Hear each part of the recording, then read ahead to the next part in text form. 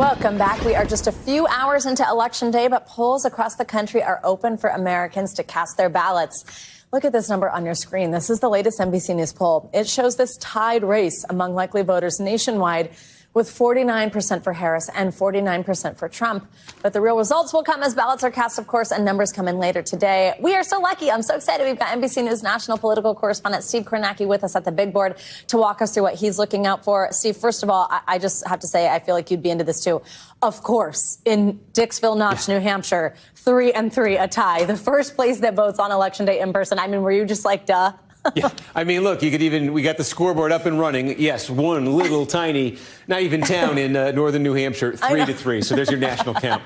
Tell us what you're keeping your eye on as we get started today. Yes, so let's take a look here tonight when the polls start closing. We're about 7.5 hours away from the first poll close, but that's going to be a lot of Indiana, Kentucky, not expected to be competitive. Probably not going to learn much in that 6 o'clock hour, but 7 o'clock Eastern, that is when the action begins. And the numbers are going to come fast and furious out of Georgia, we believe. Why? Because Georgia has revamped the way they do these elections, at least the reporting of these elections. And it means essentially that about 80% of all the votes that are cast in Georgia, we're going to have the results of in the first hour between 7 and 8 p.m.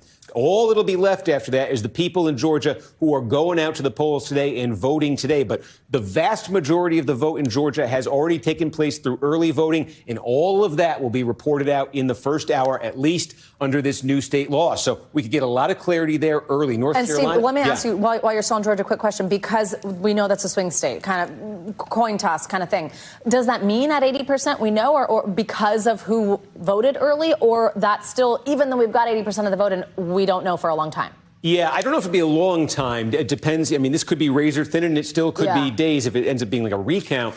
But again, keep in mind that what you're getting in that 80% is the early vote. That's folks who voted by mail, folks who voted in person early. What's left is the Election Day vote. And what we typically see with the Election Day vote is it's more Republican friendly. So we may be in a situation where in that 80%, the Democrats are doing better than they end up doing. And the question will become, if the Democrats are ahead, does Trump overtake them with the same day? Oh, sounds like some drama that we're going to see you at the board for. Okay, keep taking us through these poll closes. Yeah, no, I mean, look, 7:30, North Carolina. It's going to be, I think, somewhat similar to Georgia, just in terms of the speed here. Again, the possibility there in the first couple hours to get most of the vote in reported out in North Carolina. 8 o'clock is when we start getting those big northern tier battlegrounds. There's an asterisk on Michigan because there's a couple of small counties that are in the central time zone, but basically the whole state closes at 8 p.m. We'll start seeing those results at 8 p.m. All of Pennsylvania closes at 8 p.m. And one thing to keep in mind there in Pennsylvania,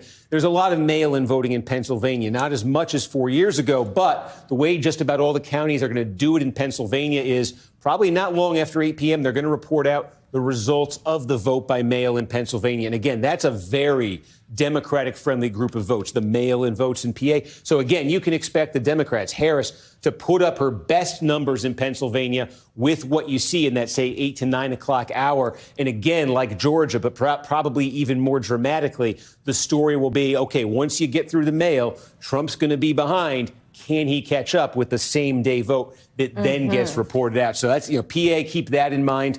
Arizona says 9, but the state law is Eastern. The state law is they got to wait an hour after that to report any numbers. So really in Arizona, 10 p.m. Eastern is when we'll get some numbers there. Wisconsin, a biggie, obviously, 9 p.m. Nevada is 10 o'clock. But again, keep in mind, that's when they close, 10 o'clock Eastern. But we've seen elections in the past where it's still a couple hours after that before you even get any results out of Nevada. So again, we may get clarity a little bit, maybe a lot from the East. If we're waiting on the West, that could be a while. Steve, I know I've got to keep you on time because a lot of people want to talk to you today, but we do have to just look at the map while we've got you. Remind us electoral paths here.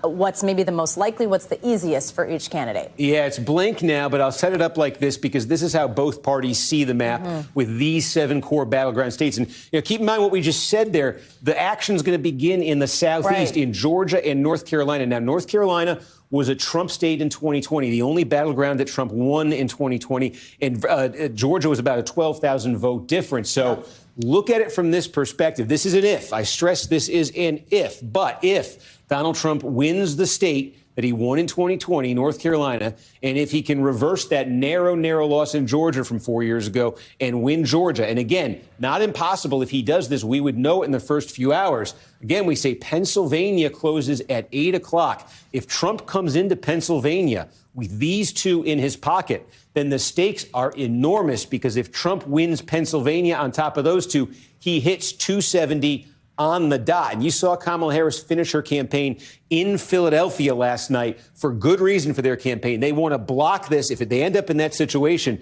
they absolutely must win Pennsylvania. But if this were to happen and Harris were to win Pennsylvania, a path opens up for her pretty quickly, because if she could then just add Michigan and Wisconsin, two Biden states from 2020, take a look at that, she would suddenly hit 270. So there's all sorts of scenarios here. But I think that Pennsylvania, when the polls close and we get numbers there, that could pivot us dramatically one way or the other. Steve, I love you. I've been waiting for somebody to just say, you start here and then you go here, and this is what we're looking for. So we're Georgia, North Carolina, Pennsylvania. I love it. Steve, thank you. You have a long night ahead.